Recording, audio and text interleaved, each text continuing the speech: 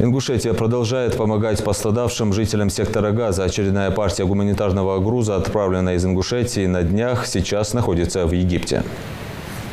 Мы с Нурдином Чулоевым 21 числа прилетели в аэропорт Аль-Ариш с третьим гуманитарным бортом, который был собран в Республике Ингушетия еще в ноябре месяце. И это военный аэропорт, где мы красному полумесяцу, это египетский красный полумесяц, ему передали по акту приема передач гуманитарную помощь, которую мы привезли.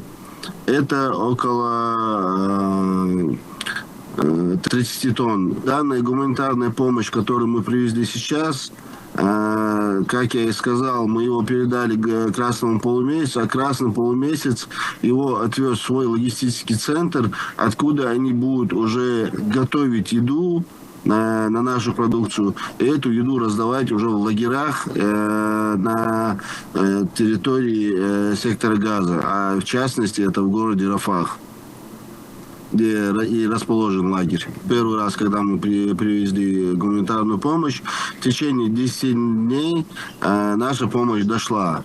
Буквально через 2 недели, да, в общем, через 2 недели на нас вышли уже обратная связь именно у жителей сектора Газа, которые получили нашу помощь, а у нашей помощи в каждом ящике была такой посыл: если эта помощь дойдет до вас, дайте нам знать. И вот люди, жители сектора Газа, связались с нами, благодарили и нашу страну, и наш народ, и говорили, что то, что мы собрали, это чувствуется, что это от чистого сердца, от чистой души, что все необходимое абсолютно для жизнедеятельности и нормального питания вы учли в своей гуманитарной помощи. И на самом деле очень много людей, которые говорили слова благодарности нашему маленькому ингушскому народу, который собрал в течение 10 дней вот такую